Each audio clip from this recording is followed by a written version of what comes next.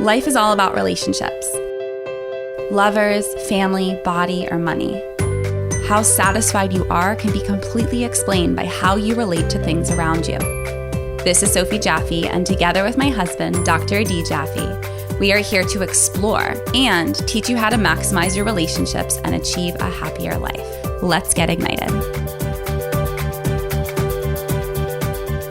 Hello and welcome to this episode of the Ignited Podcast. I'm Oday Jaffe. And I'm Sophie Jaffe. And we're here with a Valentine's Day special. Yes, we are. This one's all about love. Yep. Self-love, love in a relationship. Expanding your idea of what love is. Yeah, your heart space, and really just connecting to that in whatever your circumstances right now. Yeah, and we've got an incredible guest, Alexandra Roxo, who will come to rock your world. She is a rock star. It's we go in there. Yeah, we go there. We can go deep in this one. So definitely one of the ones where you don't really want your kids in the car if you're listening to this. I think in general you don't want your kids in the car when you're listening to our podcast. But really, really cool stuff. Actual tips for you to work through your relationship. Actually, I think our relationship tip for this week is listen to this podcast. Yeah. And just really like keep an open mind. Like as you're listening to it, like the first 5 minutes, the first 10 minutes, just try and just have an open heart, an open mind, and come into it without judgment. Just experience it, just listen to it and see what happens. Yeah. And whether you're single or in a relationship, we kind of talk about both aspects. So don't feel like, because it's a Valentine's episode, if you're not in a relationship right now, we actually specifically, and Alexandra gives actual tips on what to do on Valentine's or around this holiday to connect to yourself and what you want, what you need. In a big, profound way, and to call in the type of love that you want. Absolutely. So we're just going to kind of jump right into this one. Just to remind you, we have a couples workshop at Bala Yoga in Seattle coming up this weekend. Yep. So you're hearing this on Valentine's Day. It is on Saturday. We have a couples workshop. And if you aren't in a coupleship or you aren't interested in that, or you can catch us a second time on Sunday, we're teaching a hit vinyasa class. Oday is DJing. What? And I'll be teaching. And we're so excited to meet all of you. We're going to have philosophy superfood truffles afterwards, and a local juice bar, Sweetgrass, is going to bring some treats. So it's going to be a really fun weekend, and we'd love to have you with us for some of it or all of it. Totally. And if you listen to this podcast and got some things and you want to discuss them, and we'll be there, and we're a couple of hours we're doing that workshop, yeah, right? We're around. It's like half-day thing. Yeah, we'd love to connect. Yeah, it's going to be a lot of fun. If you know anybody who's struggling with addiction of any sort, from porn to gambling to drugs to alcohol, make sure to check out my Ignited Recovery course at www.ignited.recovery.com. Get it. And I want to thank again 5 of our listeners, amazing listeners. And we'd like to thank you for leaving a nice 5-star review for us. Erica Peterson, 21, Embraced Podcast. I like that. Her username is that she embraced our podcast. She came to my retreat last week. Oh, that's awesome. Yeah, she's a great podcast, Embraced. All right. Yeah. Well, thank you for listening to ours and commenting on it. Nicole Blossom or Nico Blossom, Flip Directions. I like that one a lot. And Alicia. All thank you so much for leaving us reviews. We love reading them and seeing the comments that you leave for us. If you like what you're listening to here, please do the same thing. Give us a nice little 5-star review and a rating and a review along with it. That would be really, really cool. Thank you. So appreciate it. Yeah, thank you so much. We're going to dive. This is like an hour-long interview, so we're going to dive right in. Enjoy this one. Absorb it all in. Like Sophie said, open mind. Stuff is going to come up from this interview. Absorb it, open your mind, and just go into it. I would say even just take some time and really maybe don't be doing this while you're doing other things. Some of our podcasts, you can be cleaning the house with your headphones in. I would say sit down, maybe light a candle, and really just connect, because this is a really, really deep, intense, beautiful experience if you allow it to be. It can be a really amazing learning opportunity. So absolutely. Let us know what you think. Email us, send us a DM on Instagram, comment, just, engage with us. We're so excited to hear from you. info@ignited.com. You can reach out to us in all those ways. Happy Valentine's. Happy we love Valentine's. you. Bye, everyone.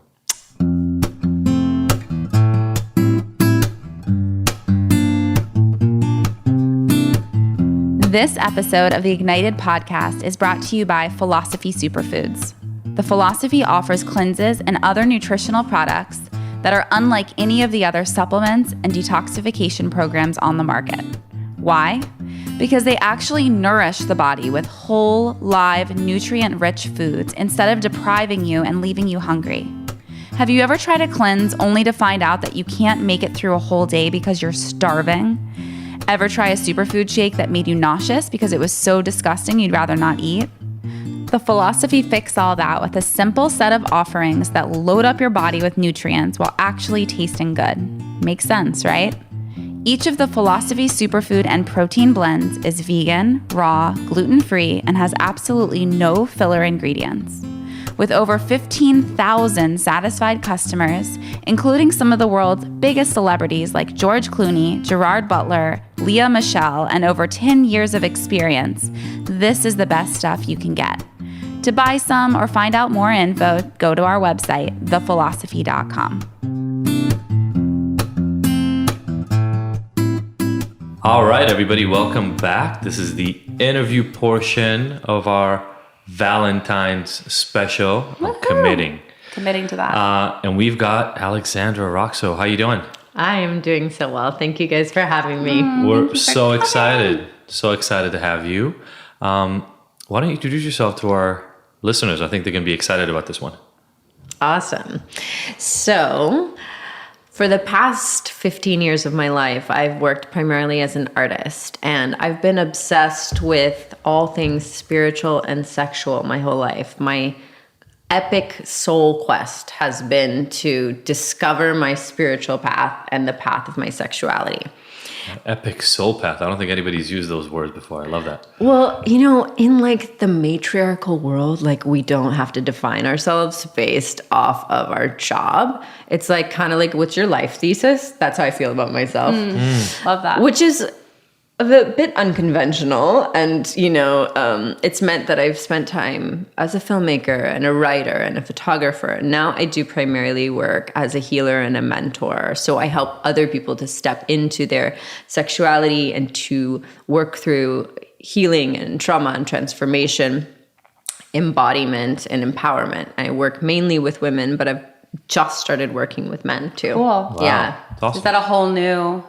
It is. Yeah. I was a little bit terrified because of the component, you know, when I'm working with women, there is no, usually there's no sexual tension in the space, not because it's not possible and I'm actually identify as queer, but there's just an element that exists with men and women that's different. And it always comes up, and even came up with this male client.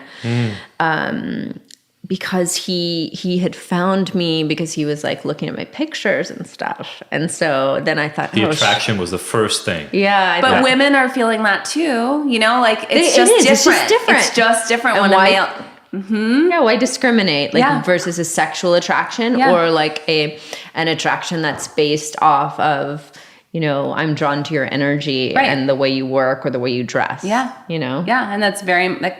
could be very possible that that's what he was attracted to, was your energy. And a lot of times when we think that we're looking at someone or something that we're attracted to physically, it actually is their energy. Yeah. But it's hard to differentiate sometimes. Yeah. And it's just less daunting when it's a female. Like it's more, it's more gentle and... Exactly. Yeah. But he's actually an amazing, gentle man. So if I walked in and got a weird vibe on the first session, you know, I would be like, all right, no thanks. Yeah.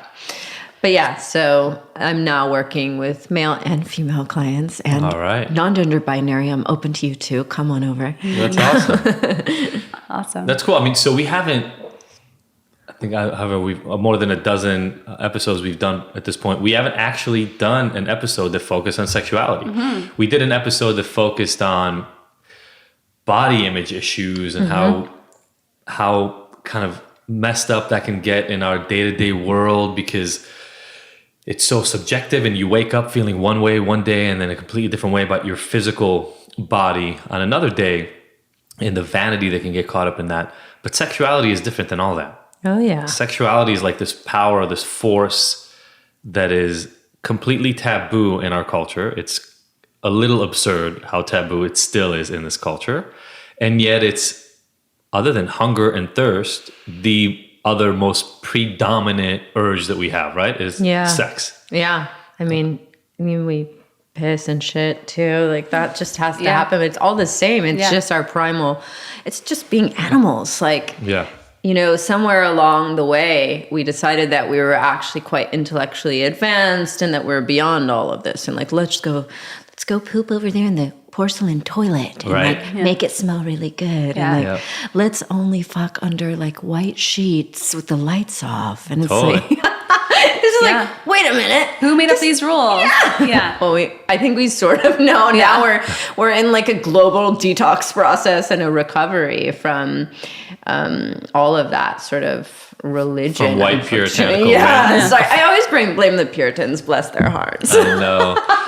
But it's so, you know, it's so interesting because so part of us, I mean, even for this podcast, hey everybody, even for this podcast, I, you know, when we first got on, we were really honest. And Sophie and I have gone through quite a trip, quite a journey in our own relationship. Say that. Which I so think it's so amazing that you guys are so generous with sharing that with others. Like it's so powerful. And I really appreciate that. Thank you. But I got to say, when we first started, there was pushback because people were listening and people were commenting and sending you know, Sophie messages on Instagram saying, you know, your husband sounds like a dick as he's talking about being interested or attracted to women in the context of your relationship. And for a split second, I mean, we had to have a conversation about it. And for a split second, I took it personally because I'm starting to consider, is this okay? Is it not? Even though we've done all our own growth in terms of who we are in our relationship, as soon as you expose it, you expose yourself to other people's opinions.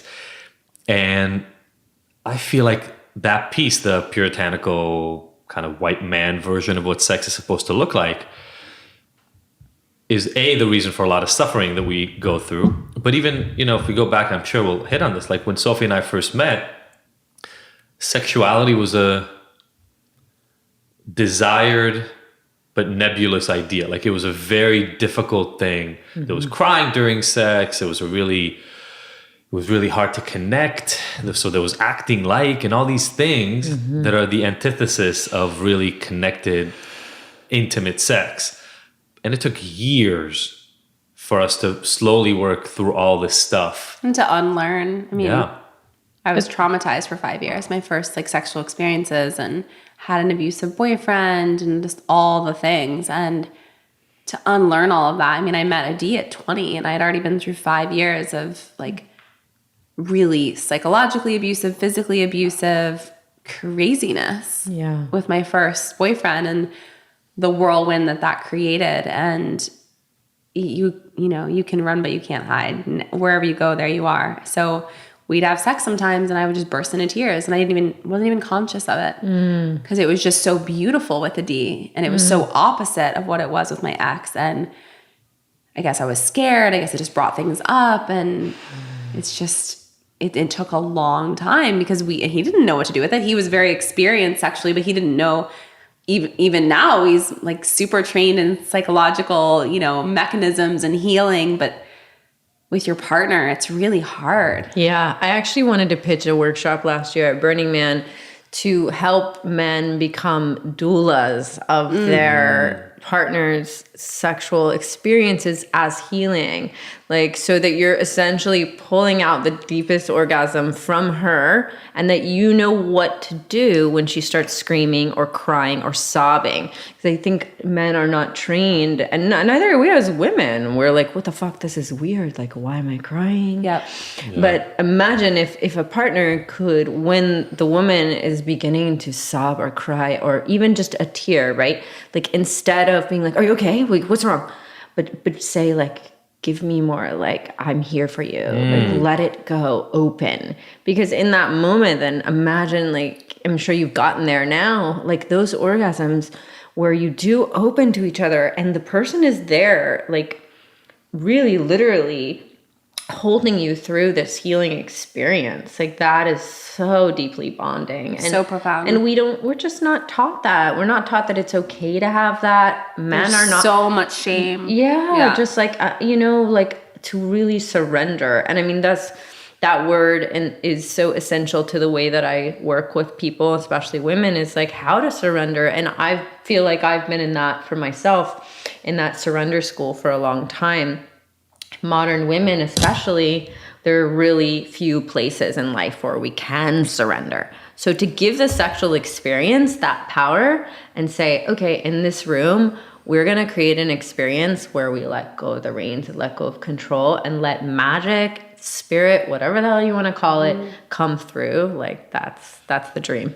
But man, just even to have that conversation, because as a man, there was nothing near the ballpark of that conversation, right? Like, Right. I know what men were taught about sex, at least the men around me and the boys that I grew up with. And it was like, get, penetrate, and pound. It's like, if I could literally, like, if I could just be as basic and clear about it, sensitivity and holding and opening, it's almost like the antithesis to the sexual experience from the guy's terrible education point of view. I mean, if you look at porn and that world, there was no nuance or even level of betrayal to the fact that there's like a female experience that needs to be nurtured in that at all. I know. And so I don't wonder, because even when Sophie was talking, like I might have been more experienced and had more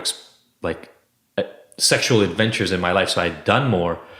But we've learned a lot together in the last 8 to 10 years of what sex actually means and what the experience is supposed to be. And it's not what I had experienced before, right? Yeah. That was a lot of the times it was actually about disconnecting. It was more about like, I'm going to project more than I'm going to take in. Yeah.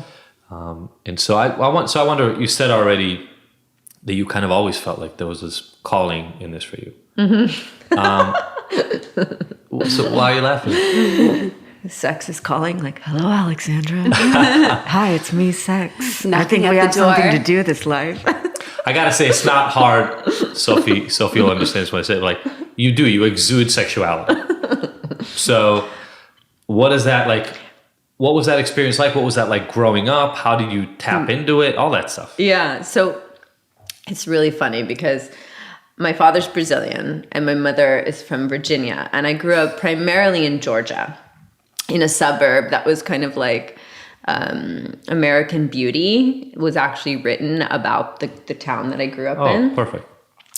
So it was like very, gossipy and who knows who. And my mom and I moved there and I was like a divorced kid. People would be like, you're a divorced kid and your dad is Mexican. And I'd be like, no, he's Brazilian. Oh, wow.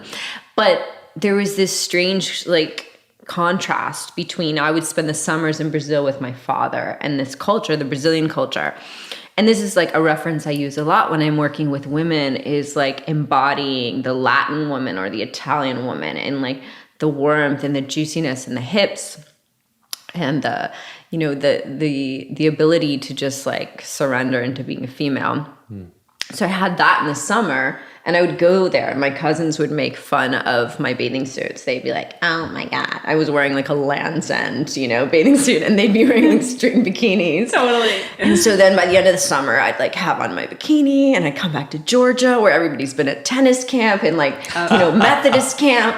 And I'd be like, you guys want to learn these dances? And they were all like these samba dances that were so in the hips and like, but then I was shamed so much very, very early on. I bet. And the first time I was called a whore or slut, I think was like when I was 12 and I had never seen a penis or never had sex with anyone. I was like, that's so crazy. I know. I mean, it was heartbreaking actually to me because I thought, wow, why do these girls hate me so much? Like, I didn't steal their boyfriends yet.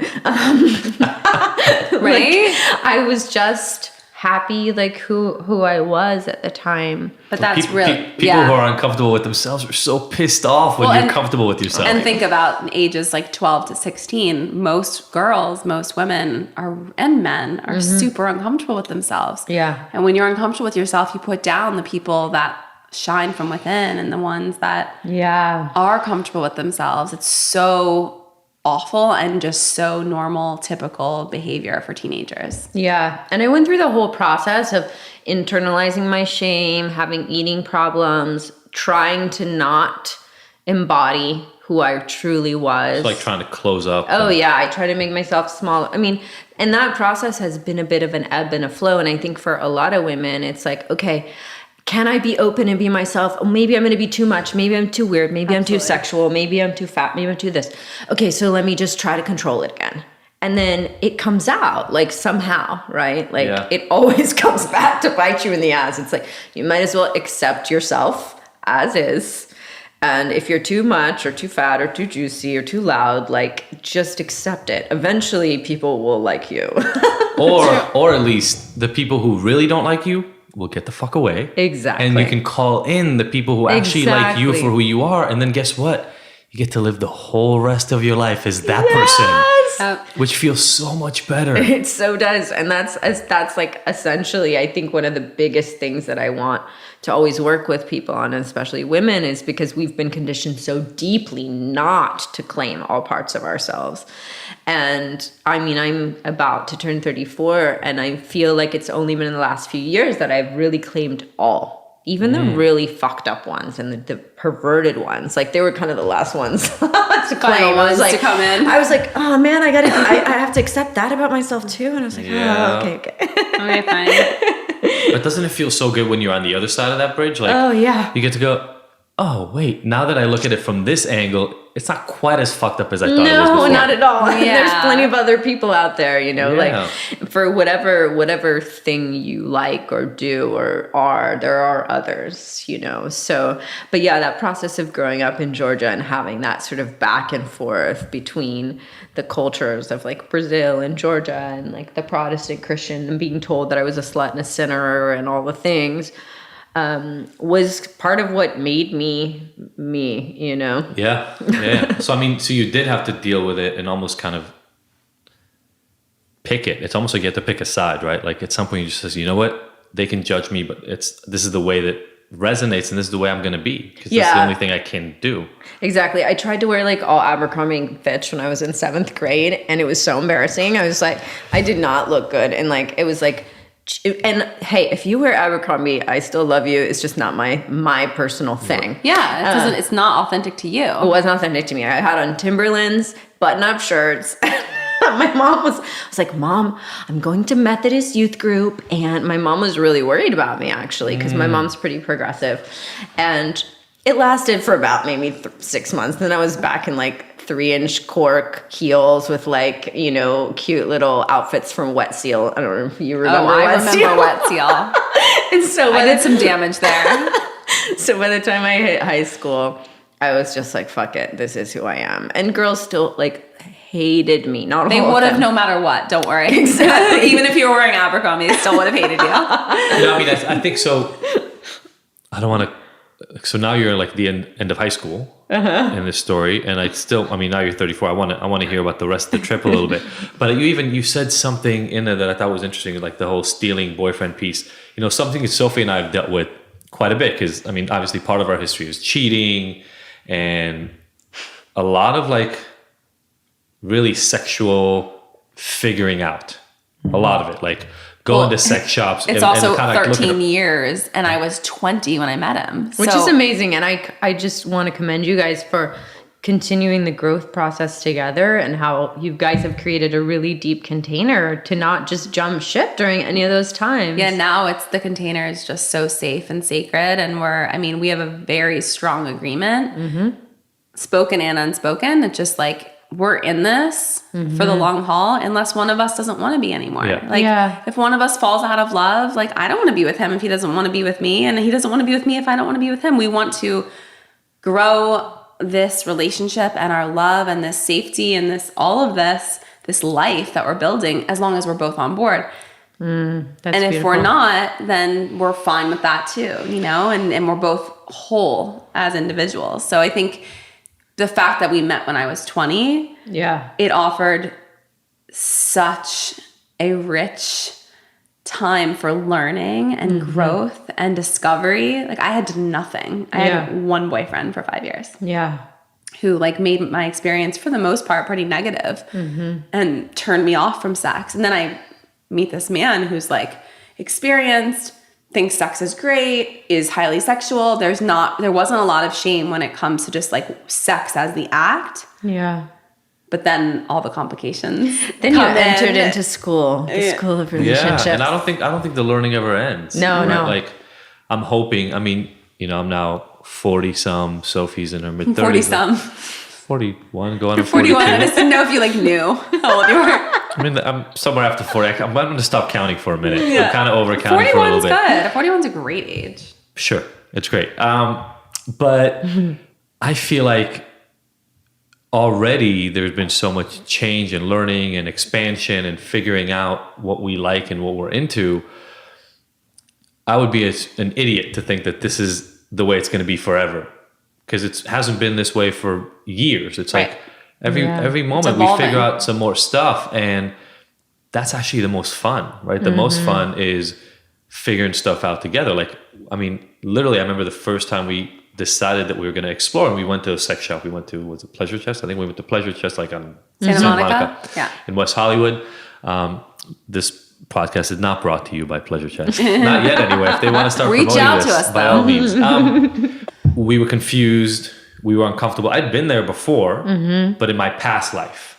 So it was very explicit back then. But like, we were uncomfortable. I think we got into a fight. The first time because I cried. I don't so doubt good. it. So good. Yeah. And so Get the fuck out of here. Doing the work. Yep. yeah. So I really wonder, like, I wonder what that looks like with the people you work with, because I'm assuming when people come to you, they're looking for that growth, they're looking for that expansion. But be careful what you ask for. A lot of times, it's like you then have to go through the process of getting there. Yeah. And then I really do want to know that girl who overcame that shame and this stuff in high school, and then to go full circle and say, I'm going to make this my calling. I'm going to make this the thing that I do. That's a big journey. Yes. Yeah. So I'll answer that one first.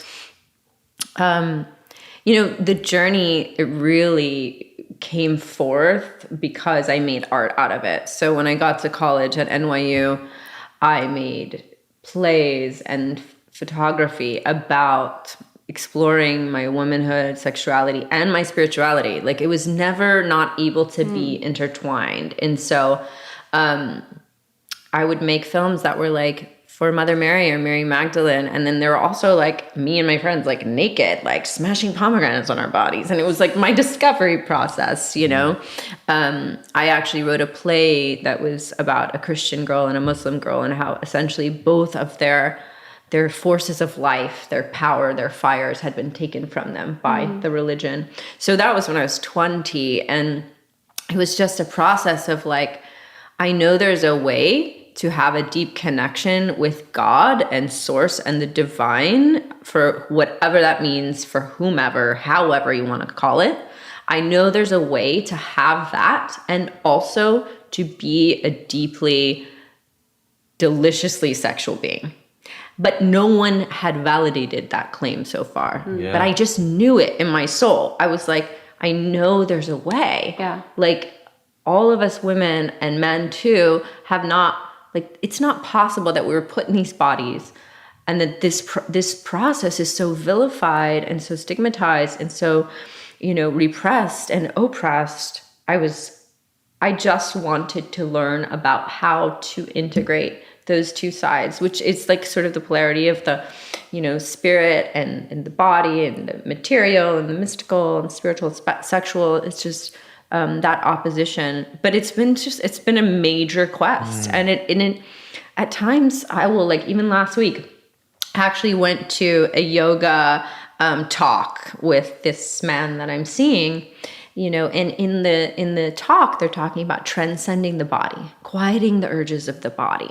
And, I started practicing yogic traditions when I was in my early 20s. And again, I loved it. Mm-hmm. And it's not yoga, hatha yoga. I'm talking about yoga as the whole, like, which means essentially attempting to unite with a godlike energy.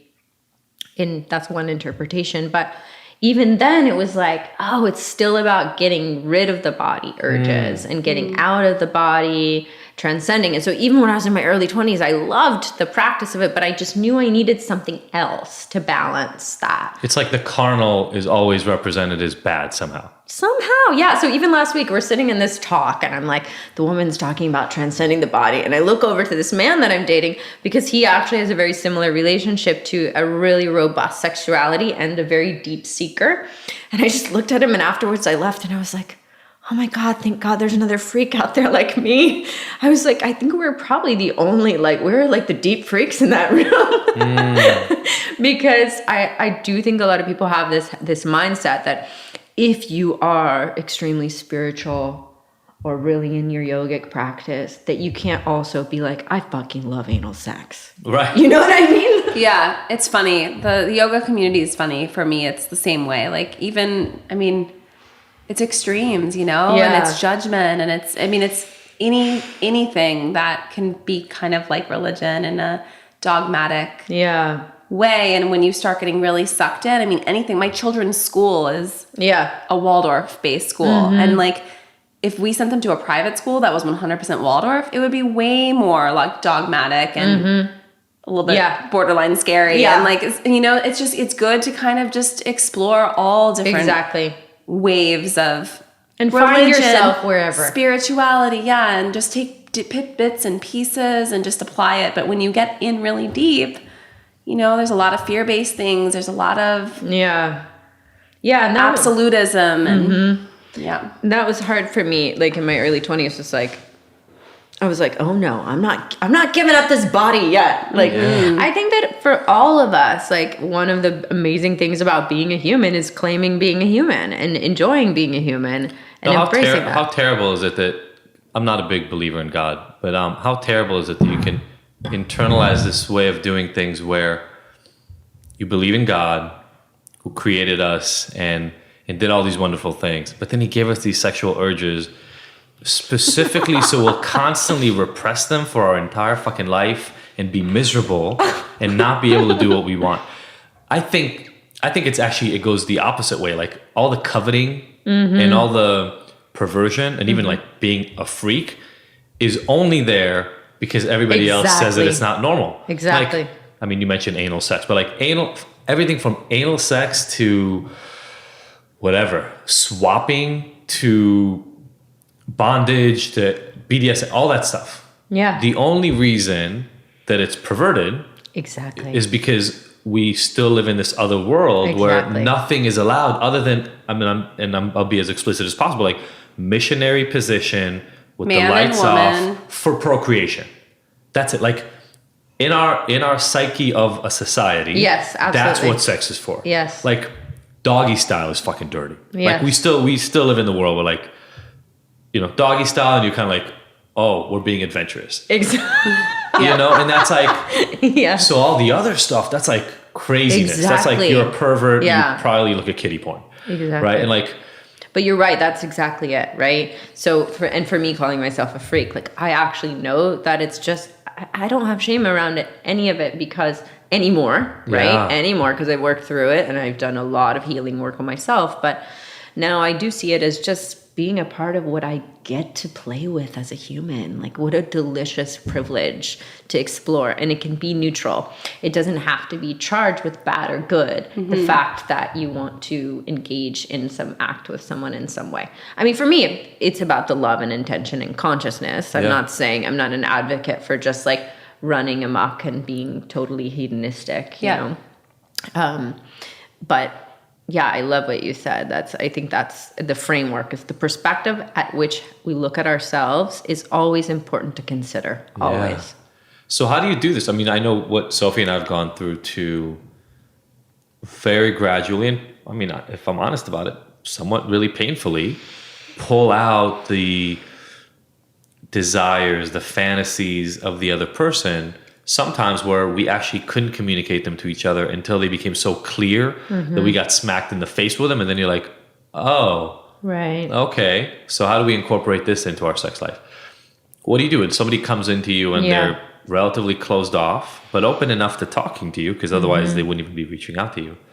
What are some of the techniques? What are some of the things that you found help people connect, reduce the shame, open up, this is if this is coming out around Valentine's Day, then hopefully now people will be able to employ these tips in their life within the next 24 to 72 hours of listening to this podcast. Yes, do it.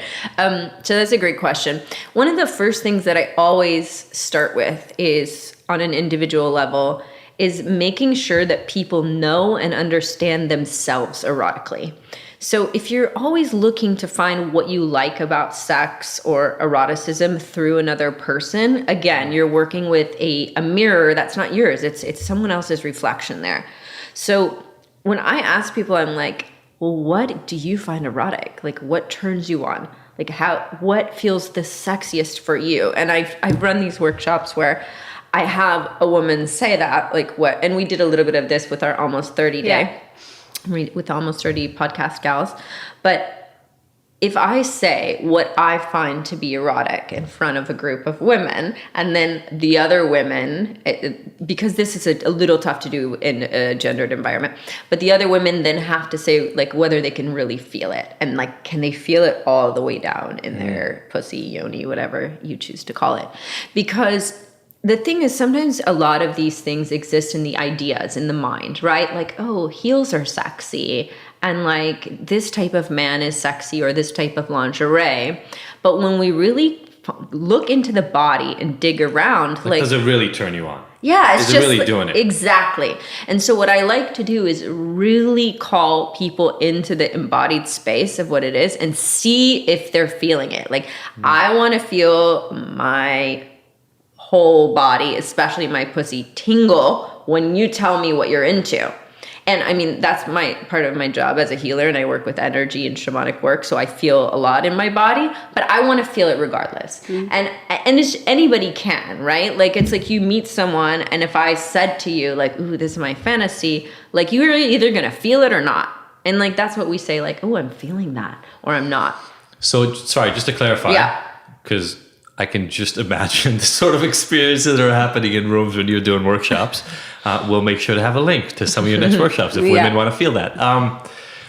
So you're saying, like, if I feel it, or if you feel it when the other person is saying, is that feeling almost like a compass that they're being honest and true? Okay. Yes. So I would be like a bullshit meter. Exactly. A pussy bullshit meter. Yep. Wow. So that's one way. And you can do that with yourself too. You can be by yourself and you can make a list of like the top 5 things that you find erotic or sexy. And you can say them out loud, and you can then just take a few deep breaths and breathe into your body, into your belly. And you can see, did I really feel that? Yeah. Or was that just existing in my mind? Because if you show up to a date and you are existing from your mind, oh, I'm wearing black lingerie because this is what society has told me, and you walk into a room and you're not actually feeling yourself, then your man or your woman is not going to feel you. And if they do, now you're really screwed. Because now you're with somebody who thinks that the fake version of your sexuality is the real version. And now you got to act that out. Like, now you're stuck in a relationship where that's what they think you think is sexy, and you're stuck. Exactly. So the first step always, I believe, is really getting to know yourself. And this process can be the best erotic discovery. Like, watch the erotic films, like go online, Google, like look at photos, look at images, notice, like, who am I really underneath all the societal conditioning? What do I really like? And then once you are doing that research, then notice what comes up. Ooh, I'm really into like this whole schoolgirl thing. And then you might be like, oh God, that's so embarrassing. So when those thoughts come up too, then we see, okay, that's a little edgy for me. So that's where I have some shame to work out, right? Like, ooh, I really love bondage. I really want to be tied up. Or I really want to be hurt. I really want to be spanked. I really want to be whipped. So the second part of the process is then, well, now that you know what you really like and who you really are erotically, like, what is that bringing up for you? Because in order to enter into a relationship where those things are present, you have to accept them, and you have to work through that acceptance process, where that's where the pain and the tears and the, you know, the sort of like personal exorcisms happen. I imagine even the first part can be really hard for a lot of people. Yeah, it is. It's embarrassing. You're like, oh my God, I can't believe that's what turned me on. Yeah. Or you're like, wait, I mean, sometimes it's just really simple stuff. And we've been taught like, oh, I got to be turned on by like, I don't even know what society says. Like, I just keep saying like garters and lingerie, which is like the most trite things. Yeah. Right? Yeah. But it's like, then when you realize what really turns you on is just like the feeling of your skin when you get out of the shower and you're like, I'm most erotically me right when I get out of the shower and I'm wet standing there naked. And then you might be like, wait, is that okay? It's like, yes, it's okay. It could be the smell of grass, yes, it's okay. Or it can be something that society deems to be really weird, and that's okay too. Totally. It's funny. These are the first two same steps I take everybody in Ignited Recovery through is exploring what is in you, the beliefs and the thoughts that are in you, and then accepting them. It's like the first, before you can do any. So even people that come to me with either porn addiction or sex addiction or drug and alcohol problems, I take them through the same process. Amazing. It's like, first you got to figure out how you got here. Yeah. And then you got to accept it. Yeah. Because you're here. So you Exactly. can hate it and we can have years and years of work, or we can just get through the acceptance more quickly and get to the next part, which is the fun part. Like the fun part is the building up on top of that. Yeah, exactly. And that is the part that I think, you can do on your own and in relationship. And that is so exciting.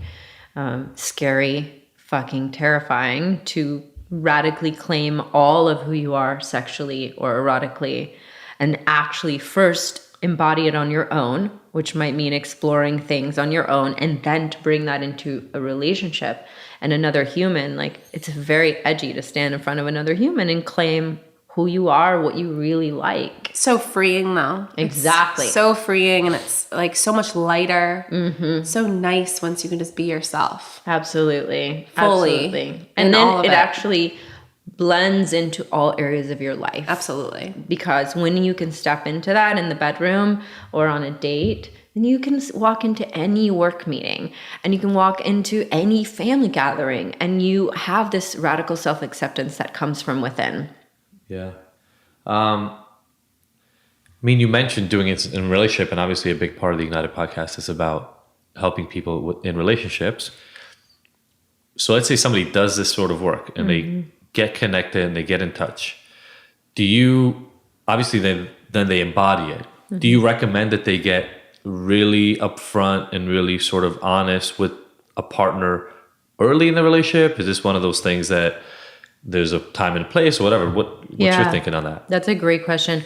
I am of the ilk that it's better to be honest at the beginning. So if I'm working with a female client and she starts some sort of a process with me that involves some awakening and self-discovery, if it's kind of just on the lighter side, like body image acceptance or body acceptance or that kind of thing, I'm like, you don't need to go tell your husband, like, honey, I'm working on my body image. Yeah. Right. But if all of a sudden you start having sex with your partner a whole different way, that's actually a betrayal to the container that's been set. So that I always say, if I'm working with someone who's married or in a relationship, like, it's really important to say, hey, I'm working on exploring who I am erotically or sexually. I'm working on healing. I'm working on letting go of some shame.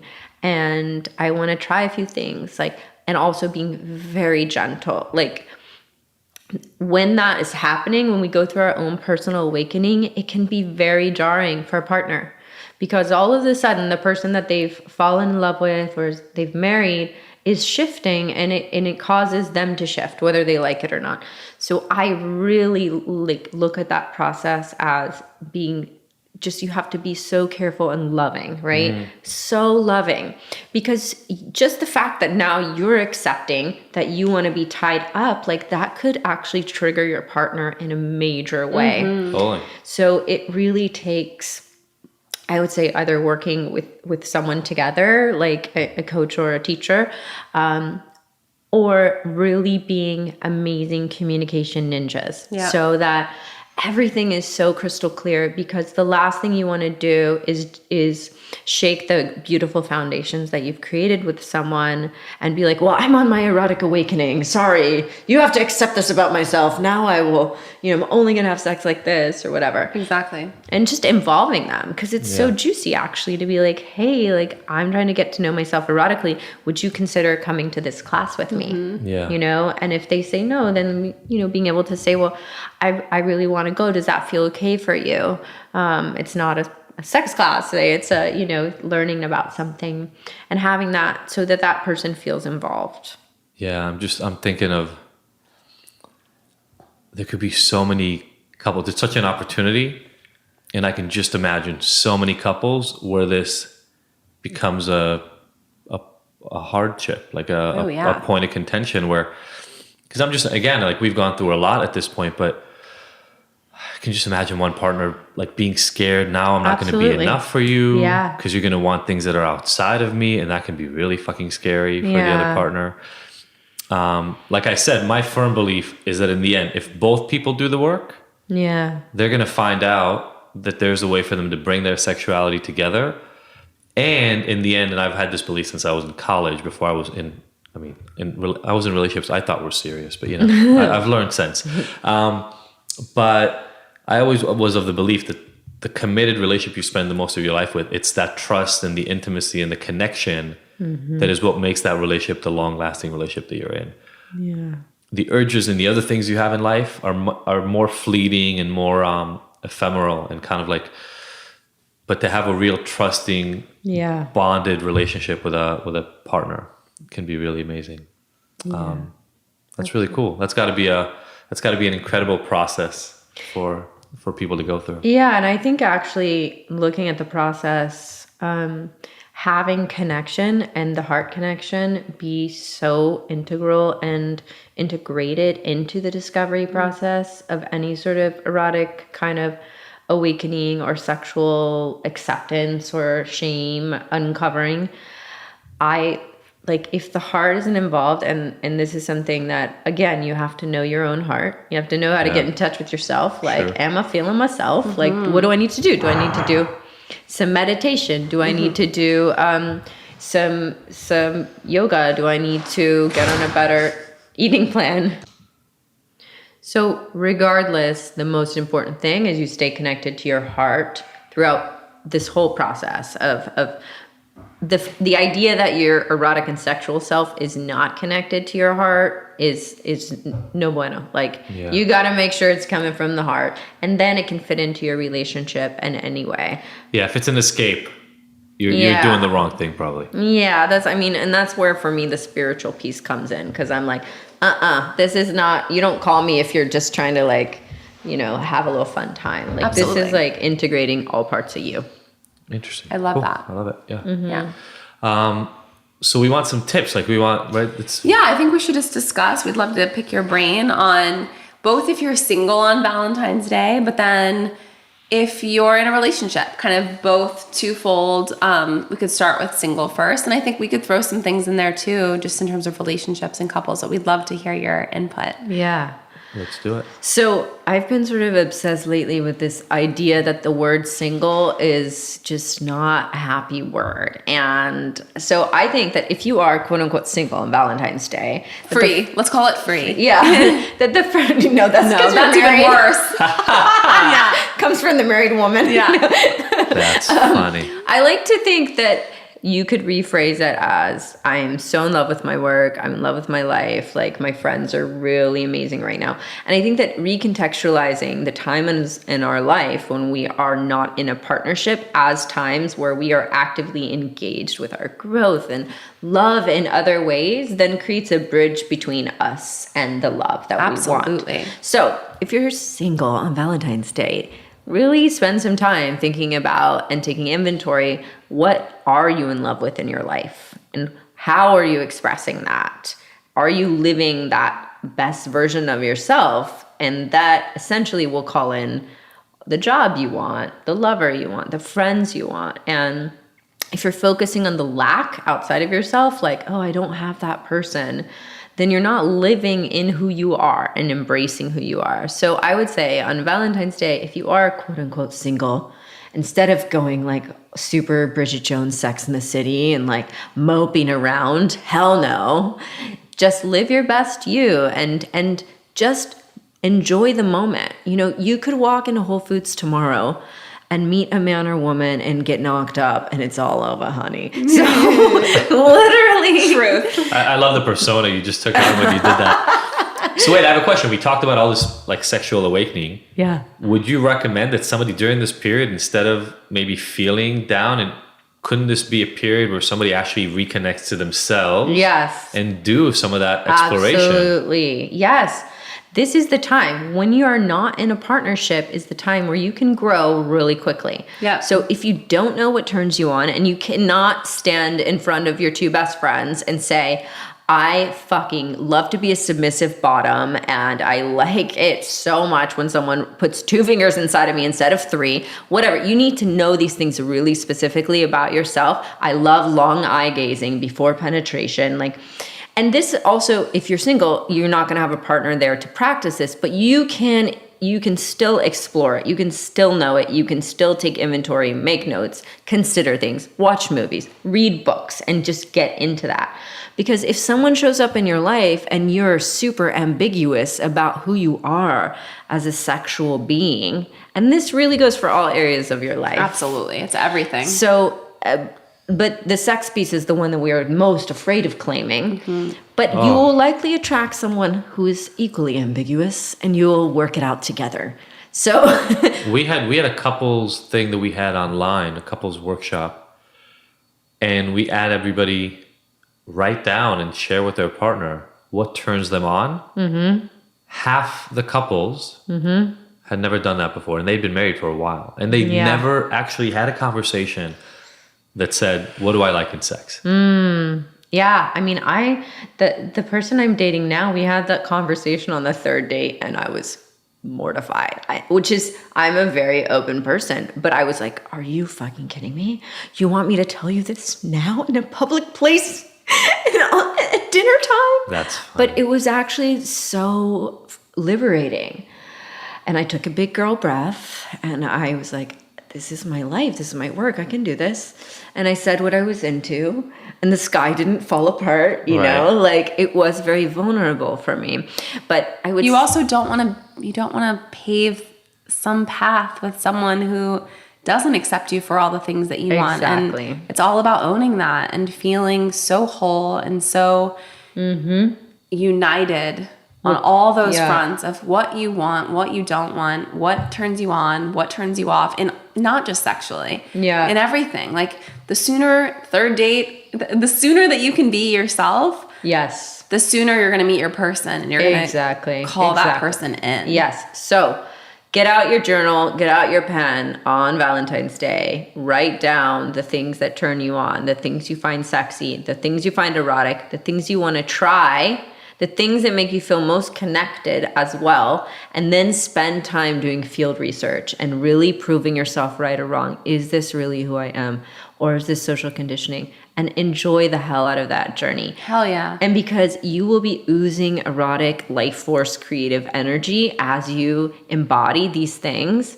And it will be so fun. People will literally be like, whoa, what's up? You're like, oh my God, I just got my 3rd crystal dildo and it feels amazing. And like my life has changed, you know? Or you'll be like, oh my God, you guys, I went to the most embarrassing workshop last night, but I know I'm not into this. Exactly. So you just brought something up that is interesting. Where do people do the exploration? Like, how do you explore? Well, like she was saying, movies, books. Mm-hmm. Right, but like movies, experiences. like what, like go on Pornhub and look stuff up? Well, so since I have a very artsy background, I always look up erotic films, and there's great lists online of erotic films, and there's some great classics out there. So, and erotica, short stories, over time, for hundreds of years, people have written incredible erotica. There's no, like, sitting in the bathtub, like having a glass of wine with a candle, reading erotica, like, you can find all kinds of parts of yourself in that moment. You mean 50 Shades, right? Oh God, not 50 Shades. It's funny. Apropos it being out next week, the next one. Do not think This podcast is not brought to you by 50 Shades. Absolutely not. And we do not support these messages. If you think BDSM is like that, it's not. No. So keep researching. Don't give up just because of 50 Shades. I read all the Vampire Chronicles, like when I was Anne Rice, and then somebody introduced me to her erotica. That's strong stuff. Oh my God, you have it? Do you own it? I think I have it downstairs. I want to read it. It is the best. So I had a boyfriend when I was like 23 who introduced me to Anne Rice's erotica. It's like the reclaiming of Sleeping Beauty. Yeah. And like Sleeping Beauty gets woken up by like the prince fucking her. I need to read this. During pregnancy, I'm intense. like, I love reading that kind of shit. Like, I'm just like, give it all to me. It's so good. But it's actually good reading. It's good reading and it's good erotica. Yeah. It's very kink kind of based, but which is what I'm really into kink, so I really like it. It is like bondage, and it's a lot into that. Yeah, a lot of spankings happening in there. I love Awesome. it. It's like the evil Can't queen wait. giving the princess a spanking. Yes.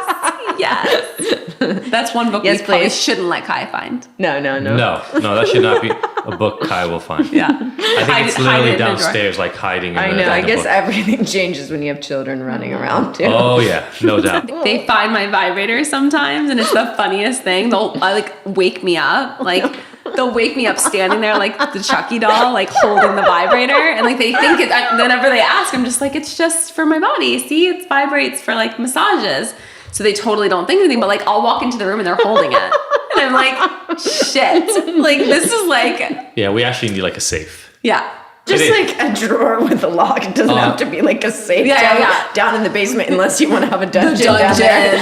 If you're into dungeons, I am. you can I have want a it dungeon that way. at home.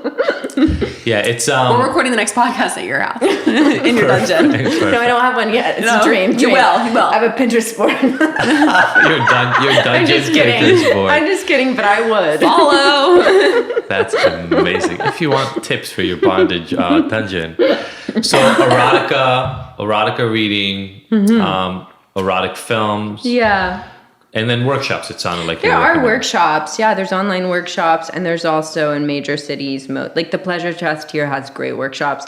In New York, there's Babeland has great workshops, but. It's just a process. It's not like necessarily going to be a 1, 2, 3. Sure. But you have to invest in your commitment to learning about yourself. And we put so much time into our fitness and our wellness. And like, why are we not in the process of discovery, of wellness, and of loving our sexual selves? You know? Just imagine for a moment if the human sexuality class in high school was anything like the conversation we just had. It should be. Instead of... The male will one day enter his penis into the woman's vagina. Goodbye. Wear condoms. Like, imagine if it was anything along And like the the lines of like reproductive explore. system of the woman and the family. It's just so bad. Yeah. And also, I mean, for this process, there will be feelings that come up, emotions, pain, shame. If you've been through any sort of sexual traumas or abuse, that will come up. And so I always think that if that is happening, again, you can look to a coach, therapist, or healer to work with you, or at least be journaling every day, taking baths, like really taking care of yourself as you explore. Because even collectively as a culture, there's so much internalized pain and shame. So you might feel really excited one day to like go to the sex store, and the next day you might feel incredibly ashamed, and that's going to be a part of the process. So don't get sad. Being gentle with yourself. Yeah, be gentle, and don't be afraid to, don't like shut the door on it all just because there's some pain or some tears. Like, it's just like running a marathon. Like, it's like the first leg cramp, you can't give up, you know? Absolutely. Yeah. Don't give up, you guys. Yeah, we've had quite the journey. I'm lucky enough to most of my journey be with my partner. So for 13 years, I'm also almost 34. So for 13 years, he's been the one that's been there to help me feel safe to explore. That's beautiful. Yeah, it's been really cool. It's so beautiful. Yeah, it's really. Yeah. Really amazing. And I would say, to answer on the other side Yeah. of that, for Valentine's Day, if you're in a couple, like maybe this is a good moment to actually sit and say, hey, let's see where we're at. Like, what's turning you on now? Because I know you're different than who you were 6 months ago and a year ago. Like, what's exciting for you? Like, what are you interested in playing with or trying? And there's some ways you can do that. Like, there are some really funny little quizzes online you could print out that are like all a bunch of different sexual things. But again, like really seeing how it feels and staying connected. Some of the easiest ways to stay connected when you're with your partner are to breathe together and to look into each other's left eye and to stay there and to notice that when we start talking about sex and when we start engaging in the sexual act, we usually want to kind of like jump out of our bodies at some point, and that the things that I work with are to bring people back into the present moment is breath and eye contact and also gentle touch. So I think for couples, it's like as you're embarking in the process of continuing your discovery together, it doesn't have to be like sort of like okay, let's just make a to-do list about this. You know, it's like, no. I gotta say, the like accents and personas you take on So when good. you give tips, I think that's my new favorite part of I the wish I was podcast. recording video on that. We're gonna make sure that everybody now has to have like at least 3 to 4 personas before they come. We're gonna name them. She comes on like, is it like a sexy all red, wearing red like everything, and then in the middle you that what was that, like an old Jewish woman Yeah, I like guess making so, a yeah. list of sexual From behaviors. Jersey. Yeah, I'm just like, honey, do you want to try that bondage on Friday? Yeah. I got the tape and everything. It's all ready. That's amazing. But yeah, I mean, you can have the silly, just like, you know, surface side of it, but just the depth is what makes it exciting. Connect. Yeah, Actually do yeah. the connection. Drop it. In the end, it's about the connection anyway, right? Anyway, so drop into the connection, you know, Yeah. and then you'll feel like if it's just a funny thing you guys want to try, or if it's actually something that feels really, really good. That's really interesting. I love it. Very cool. Well, if those tips are not enough to make your Valentine's exciting, then you need an in-person workshop because Yeah. you're too much of a freak for any podcast to actually make this happen for you. And if with you're that- a freak, we love you. Yeah. Oh, like, And for you're sure. only a freak based on this society's standards. Don't forget. Yeah, we just totally destroyed the word freak.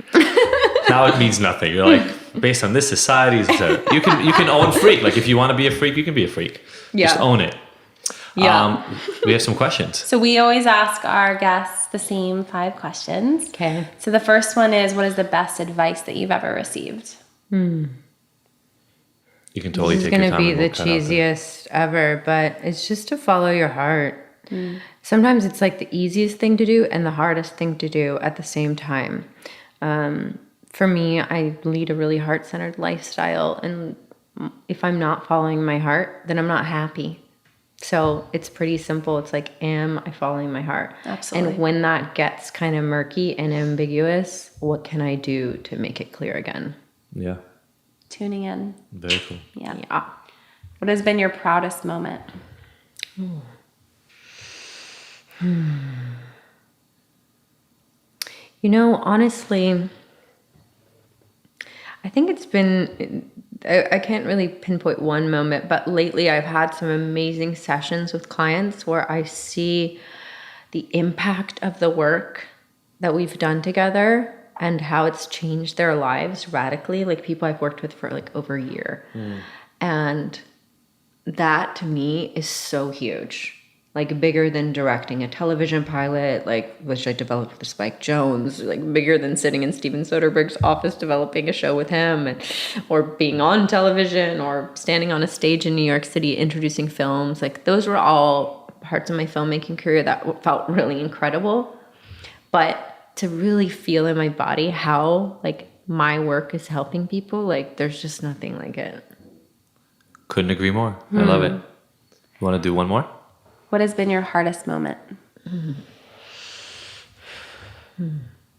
You know, that's a big one. I was gonna say one thing, but I will say I think it was my parents' divorce. I can't even say it. But I think that my parents' divorce probably defined so many elements of my life and my patterns of relating.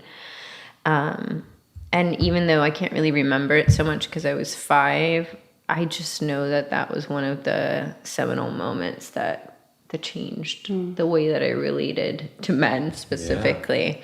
And so when I think of my life, even though there have been other traumas and other pains, I know that that moment was where like everything became quite painful for many reasons.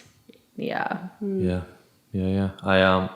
My parents stayed together until my father passed, but there was a moment in my childhood when they separated, and we knew they separated. My dad left, and that was life changing for like 15, 20 years. That thing stayed with me. Yeah.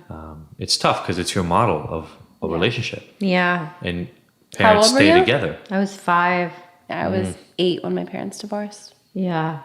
And my father really took it out, his anger on me. But he actually apologized to me about 7 months ago or so and said, Oh, I'm wow. sorry for making your life a living hell.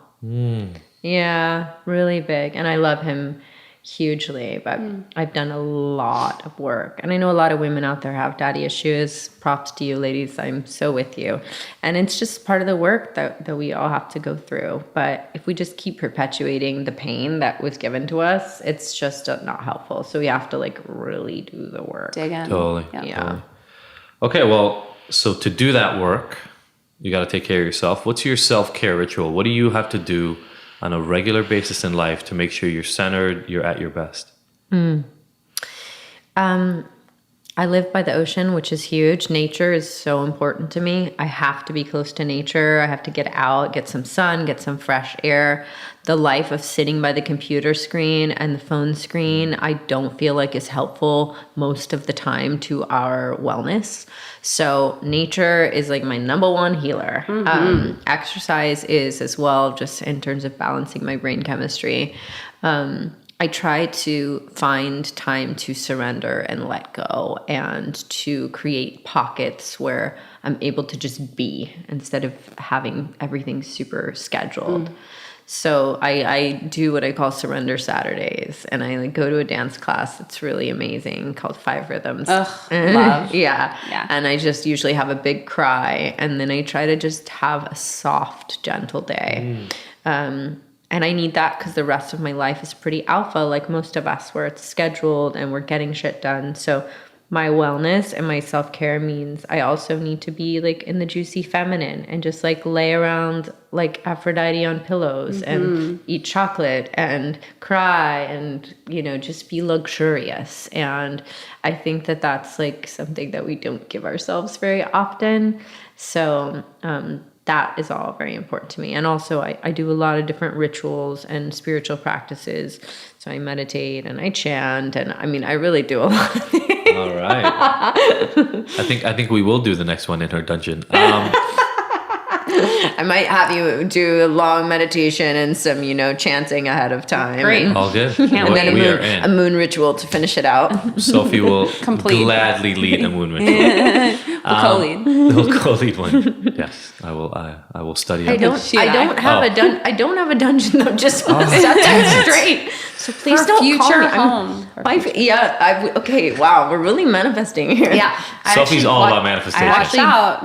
Well, I did. With our powers combined, you'll did go have a home and there'll be a convers- dungeon on your front lawn. I did have a conversation about this the other day. See, there you go. You're calling it in. Or downstairs. You're calling it in downstairs. Okay, so this podcast is called Ignited, and the last question we ask everybody is, what gets you ignited? You already talked about a few different things and a few different ways of even being ignited, but what's, like, if you had to pick something and it just fires you up, you're like all red. So just, I love that. I love the imagery of even this idea, but what is that? What makes that happen? I love to love and be loved. I love to kiss and I love to touch and I love to dance. I love to be in the energy of just like love and expression. Like that is what makes me happiest. If I am not living a juicy life and I'm not dancing and being kissed and being fucked and like praying to God and singing, then I like sort of wither like an unwatered flower. I think that's to date the best answer we've had to that question. Oh, great. Yeah, no, this has been a lot of fun. I mean, we better now be able to get this out for people's Valentines, because people's Valentines will suffer if they don't have this information out. They'll be like, no, where was this last week? Yeah. Thank you so much for joining us. Yeah. Thank you, Sophie. Thank you guys for having me. Such a pleasure. You guys are super inspiring couple, by the way. Thank you so much. Thank you so much. Really. And we look forward to seeing all the amazing stuff you're going to be doing. Awesome. Bye. Thank you, everybody, for listening to the Ignited podcast. We were so happy to have you along for this ride. Please go and subscribe to this. Leave us a review. We love hearing from you. And if you want more, don't forget to go to ignited.com, where all the podcast episodes are available with show notes and so many of the little details and links from each one of these interviews. And you can look at all the future events that we have going on, all the things that make Ignited so special, even beyond this recording. Again, thank you so much for joining us. We will see you next week.